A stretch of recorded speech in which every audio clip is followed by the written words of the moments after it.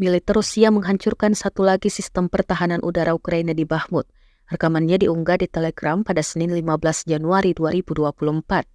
Dalam keterangan unggahan disebutkan pasukan artileri Angkatan Bersenjata Rusia menghancurkan sistem pertahanan udara Strela 10 Angkatan Bersenjata Ukraina di dekat Bakhmut.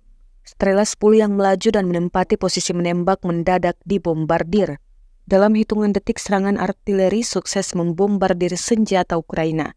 Tentara di dalam Strela 10 juga dikabarkan tewas. Rekamannya kini telah menuai berbagai komentar dari warganet. Dan diketahui invasi Rusia ke Ukraina masih berlangsung. Hingga saat ini belum menunjukkan tanda-tanda akan mereda.